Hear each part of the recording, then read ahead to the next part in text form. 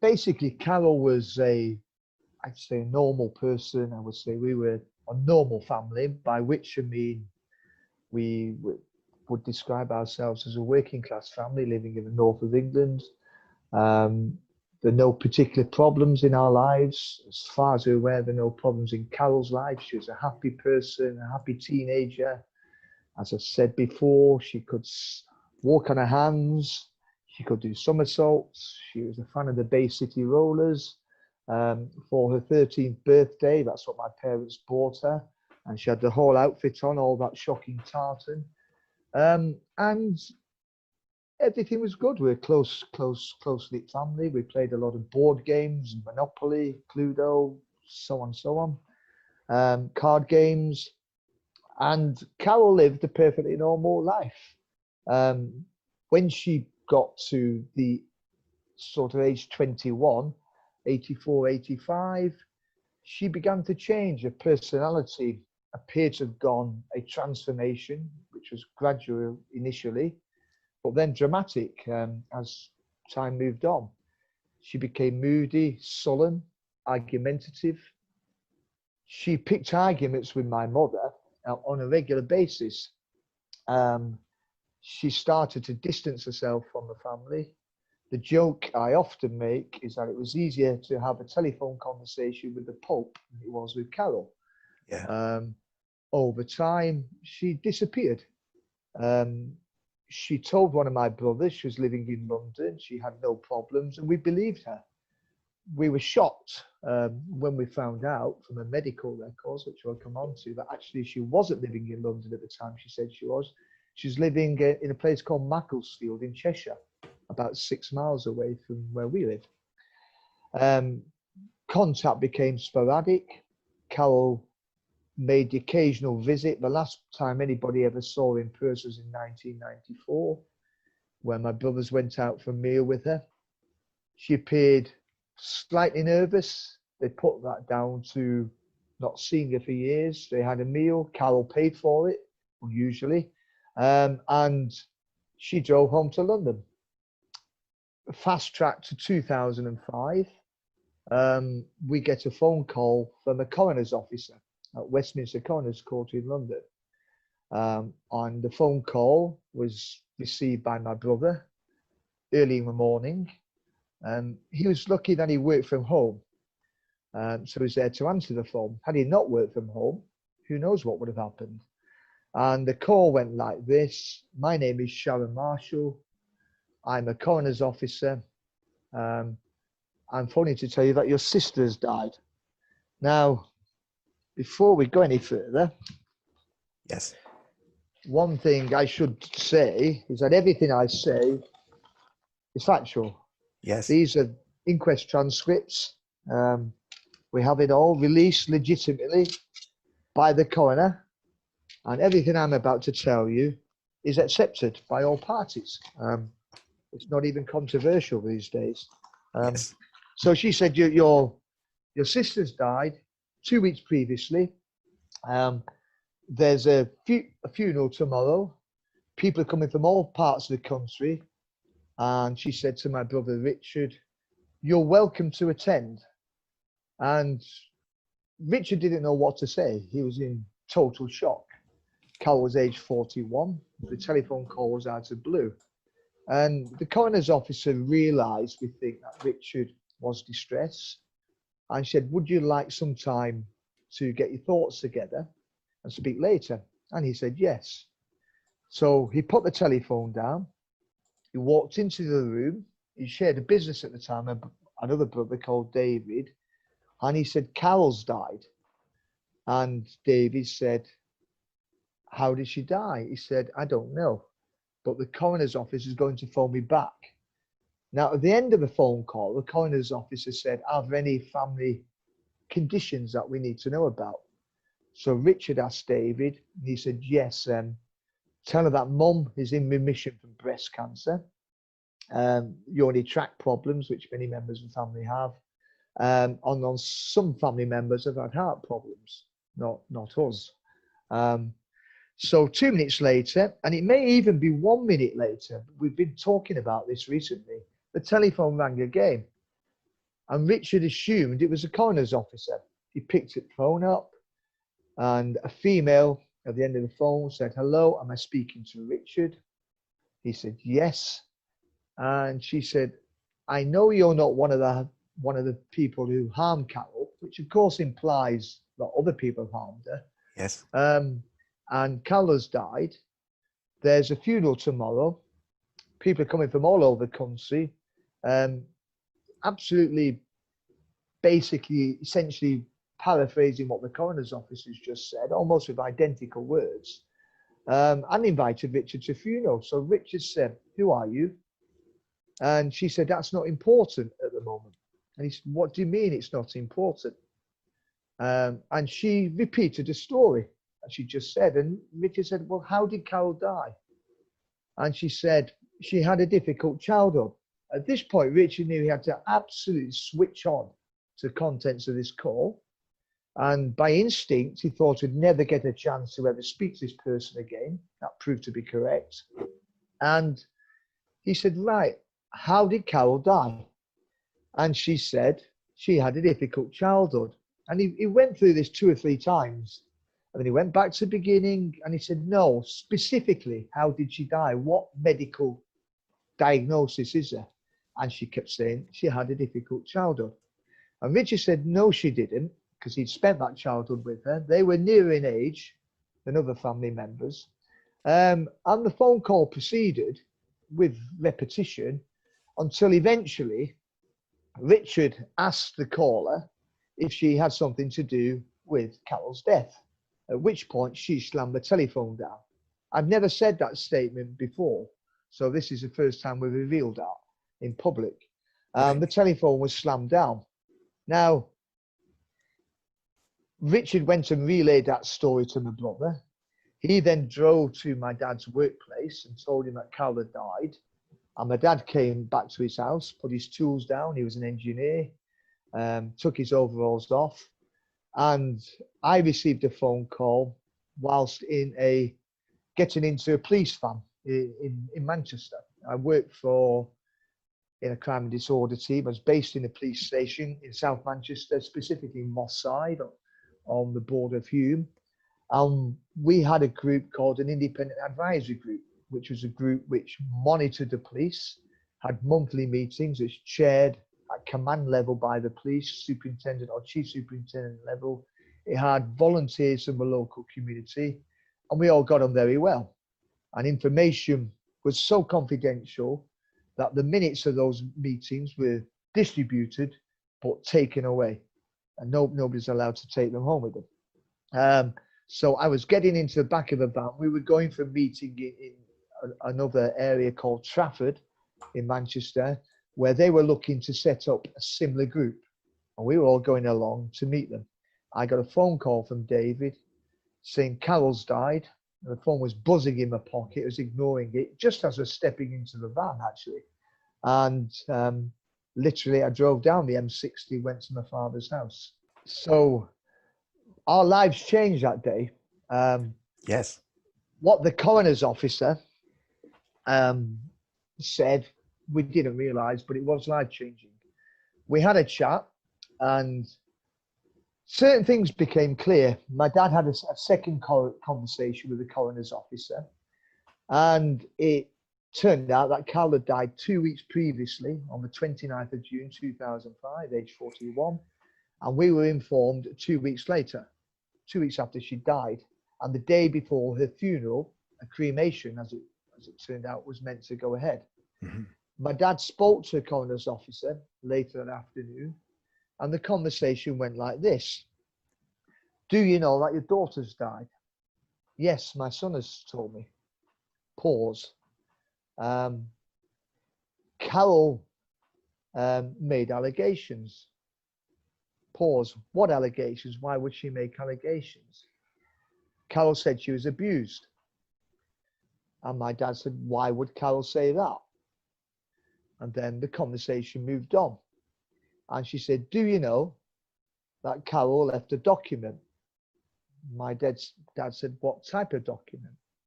The coroner's officer said, "A life assessment, a document." My dad said, "What is that?" he said it's a summary and assessment of Carol's life. Now, when we eventually got this document, you know, we took it seriously at the time. It wasn't signed, it wasn't dated, it didn't identify any family member specifically. Everything was generic: mother, father, brother.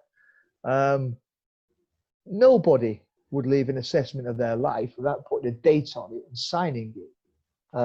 And the conversation carried on with the coroner's officer, and she said, "Do you know that Carol changed her name?" And Dad said, "Why did she do that? What's her new name?" And she said, "Carol Myers." And she was born Carol Felstead. Now, at this point, my dad assumed that the coroner's officer had got Carol mixed up with somebody else. And he was confident in that assumption. And he thought, this isn't Carol. And he said, "This doesn't sound like the daughter that I know." And she then said, "Well, do you know that Carol made allegations?" And my dad said, "What allegations?" Carol said she was abused. And Dad was completely perplexed. He couldn't compute what he was hearing. And then she played what she thought was clearly the top card, where she said, "Well, there was a trial, wasn't there?" And my dad said, "Trial? What trial? Who was in that?" I said, "Well, you and your wife." He said, "Well, what kind of trial was it?" Now, I should state before I continue, there's no trial. Yes. Ever. No family member has ever been interviewed or asked any questions about any allegations relating to Carol. The whole thing is a complete confabulation. So my dad said, "Well, when was the trial?" And she didn't appear to know, which was puzzling. But she implied it was sometime between 1987 and 1990. So my dad said, "Well, I don't know who is giving you this kind of information, but it's all wrong, every bit of it." And he said, "I want this life assessment document. I want a copy." And the coroner's officer said, "It's very upsetting." He said, "Well, send me a copy anyway." He's a pragmatic person. He's an engineer. Engineers build things. They either work or they don't work. If you build a bridge, it's either safe to go over it or it's not. And there's no grey area. And that's how he thinks. And basically, when we eventually got this life assessment document, it contained allegations that Carol was abused from birth, physically, emotionally, sexually. It alleged that she'd been a child prostitute, hadn't attended school because of abuse. It alleged further that my parents were the leaders of the Satanic cult, which was intergenerational. It claimed that we were responsible for the worst crimes, barring genocide. These included murder, at least 8, multiple rapes, multiple sexual abuse. It claimed that professionals, including members of the judiciary and the police, were members of our satanic cult. There were allegations that Carol had been abused in Conservative Party headquarters by 2 of Margaret Thatcher's, Prime Minister Margaret Thatcher's cabinets. There were even allegations later on that Harold Shipman, the serial killer, was a member of the cult. And the allegations were so fantastical that nobody believed them, except the authorities. And they did. And these allegations were not meant to be mythical. These were meant to be definitive events that genuinely happened, that really happened. And we were thrown into a world of total confusion. And my dad had said to the coroner's officer that he was going to contact our local police force, which is Greater Manchester Police, and prove that these things didn't happen.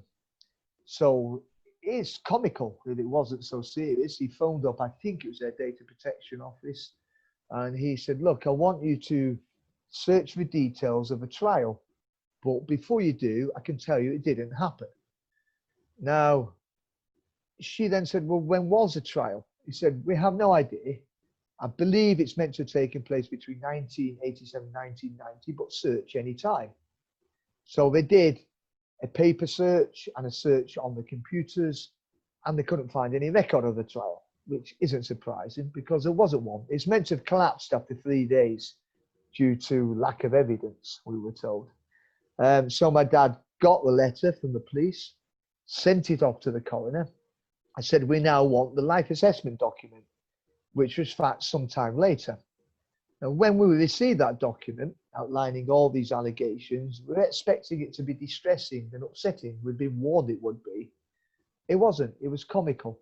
It was so ridiculous, so fantastical that it didn't upset us in the slightest. It made us quite angry and very annoyed and frustrated.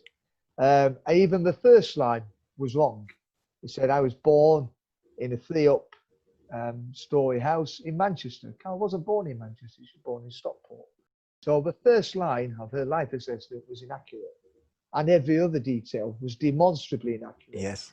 The central, definitive, traumatic allegation of Carol's life was that she's supposed to witness, according to life assessment document, my mother murdered another baby whose name happened to be Joan Julie, sick Carol on top of the body, and then set fire to the house, which was burnt to the ground, presumably to conceal what she'd done. The correct chronology of events is that there was another baby. Her name was Joan Julie. She was ill from birth. She died. I used to think it was 2 months, but it was 4 months. I've been recently reading the death certificates. She died aged 4 months. She was Down syndrome. She had a defective heart. One day, my dad received a telephone call on a landline at work. There were no mobiles then. No emails in terms of communication, no Facebook. It was a very different world. And it said, Joan Julie is deteriorating. I've been trying to contact your wife. You came, you need to come to the hospital. He left work in his overalls. He arrived there, was shown into a side ward, and Joan Julie died in front of him. It was very distressing.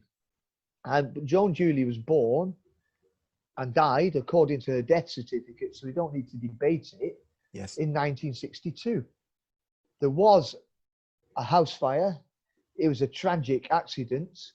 Fortunately for us, it was reported on the front page of our local newspaper, which was called the Stockport Express, and I have a copy of that. We all do. These firemen were brave people. Basically, what had happened is an accidental house fire. My mother was in the back garden hanging washing on a line. The fire went. My mother's screaming, my babies, my babies. I was age 3. I've got twin brothers. They were age 2. The firemen came. They had no breathing equipment, nothing. They crawled in smoke, on their hands and knees, for reasons which are still not clear. My brothers and I were upstairs, and they were in a wardrobe. Now, presumably, I put them in the wardrobe to protect them. We do joke about this. The firemen came up in a ladder, came in through the window, found me, rescued me, pulled my brothers out of the wardrobe, and as the firemen got onto a ladder, the whole window frame collapsed. My goodness. The house was burnt to the ground. It was witnessed by the whole neighbourhood. This was quite a dramatic event. And indeed, when I was about 17, 18, I had a job, and a person I was working with said, did your parents used to own a house in Lower Didsbury in Stockport? I said, yes. She said, was it burnt down? I said, yes. She said, I witnessed it. My mother lived near me, and she took me to it, and all the neighbourhood was out. That took place in 1963. Carol was born in 1964. Right. So the events are not only incorrect, factually inaccurate, but they're impossible because Carol wasn't alive when they took place. Yet there's no question that Carol and the authorities accepted these events definitively, and Carol had 20 years medical treatment based on these events being absolutely accurate. And nobody bothered to check the facts. They're easy to check. My parents went to a local library after these allegations were put to us, went through the microfiche. It was my mother who found it, actually. She found the newspaper reports about the fire. They went to the birth and deaths registry and got copies of Joan Julie's death certificates and Carol's birth certificate. And while they were doing it, they also got copies of my grandparents' death certificates, because we were also accused of grandparental abuse. So all of those things were sent in. It was quite a distressing thing. I have all these death certificates in a folder in my office. That's how we started. Yes, well, all of that is strong convergent evidence of a real false memory in a real case. I mean, we have lots of evidence of false memories inside the lab and so on, but it's just one of many examples of things being remembered that are impossible to have happened. That was the shocking part of it. When Carol disappeared from our lives, Yes. what we didn't know is that she'd been having counseling, initially hypnotherapy, Yes. in 1985. And in the note in her medical file, there's a record and it says, Carol, it's become clear after 3 sessions that Carol's been abused physically, emotionally, sexually from birth. Carol has no memory of these events, but further details will be revealed in due course. Now, there's only 2 people in this room. Carol's not making allegations because she's saying she's got no memory of it. So Yes. who's suggesting it happened? Yeah, like Carol initially went to her doctor with headaches, and she had, she alleged, repeated headaches. She was examined by 3 consultants separately and independently. One of those consultants said, well, there's no family history of any significance. Now, that's quite a strong statement. Yes. Given what we now know. Yes. Another one thought that Carol may have migraine because there's a slight history of that with other family members. Another one thought that it could be, Carol's a nurse, a trainee nurse. It could be stress due to her taking her finals. When I took my finals, I had strong headaches, and I expect a lot of people do. And because they couldn't find a sort of diagnosis, a prognosis, Carol was referred to psychology to check if the problem was in her mind, or was in fact psychological. And she was given what certainly looks like hypnotherapy. And then from that point, in the mid-1980s, the allegations start being made. It escalates about 1990 to 1991. Yes. As satanic ritual abuse is kind of coming over the waters from the States. Yes. Then we get the first allegations of satanic ritual abuse. And the allegations get more and more wild over time, but they are documented in her records as real events that definitely happened. She's meant to have been assaulted a couple of times, including by Margaret Thatcher's cabinet members, who meant to assaulted in Conservative Party headquarters with a claw hammer. That's not the only allegation with a claw hammer. Now, one doesn't have to be a medic to understand that if you are assaulted in that way, there will be injuries. Unquestionably, there weren't any. There's so many convergent indications that these were false memories.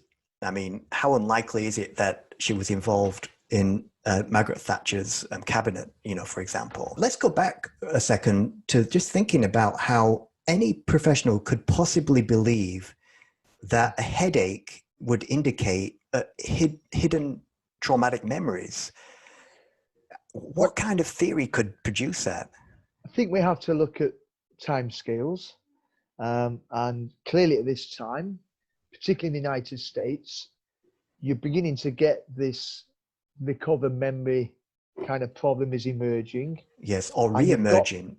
Re-emerging. Yeah. And you've got people who think that adult problems, which we all get, relationship problems, financial problems, stress, anxiety, most people have something like that, bereavements.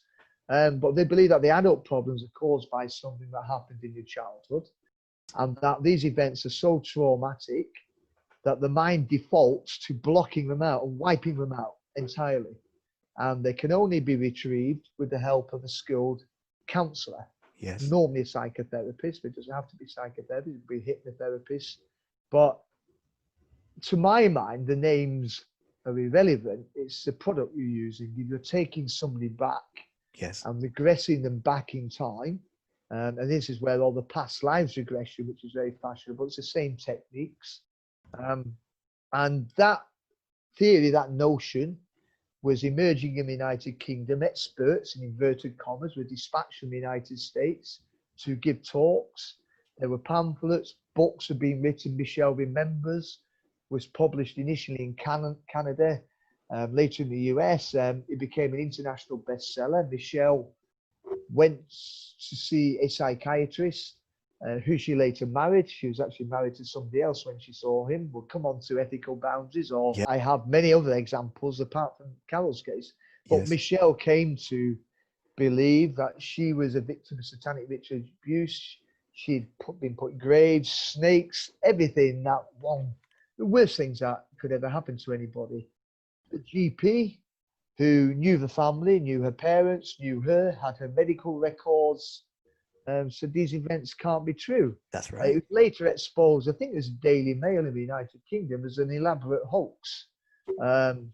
And really, but the point was, that whole notion of that book went statewide in the United States, and the ideas came over here. And with Carol, my view is that people were looking for our Michelle. Once we Yes. had a Michelle in the United Kingdom, Yes. then we can launch this and get this going. Well, this raises a question. Do you think Carol read a book or a couple of books or maybe more before she was brainwashed by the therapist? You know, how much agency do you think Carol had in learning this theory? We are certain of it. There's very little internet back then, but Richard remembers one book in particular on her shelf, and he can't recall the title. Oh, that's a shame. But she started speaking like a sort of a textbook, Yes. like a self-help manual. And that comes up in other cases with the British False Memory Society, where people, the language changes, are talking as if they've read a script. And that's how Carol became from that point. We think that when Carol initially had psychotherapy, hypnotherapy, and I'll talk about what happened to her after that, that people were looking for template in this country. Some of these people involved in Carol's, I hesitate to call it treatment, but I will use that word generously, became kind of very well known in their fields. And they built careers on this myth of repressed trauma. The UK was behind the US, so they set up their False Memory Society in 1992. Is that correct? Or In the 91? US, something like Yeah, that. and we were a year behind them. Yeah, in the UK. And yeah. the person, Roger Scotford, who set up our False Memory Society in the UK, he'd been accused by family members, and he went over to one of their conferences.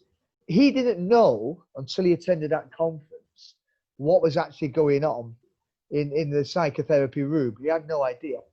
And that's where we came from. I had no idea at that time that my sister was caught up in it. One of my brothers followed it all, followed everything. So 2005, when we began to get information, and particularly when we got the life assessment document, he said, not the Satanic Panic. No, surely not.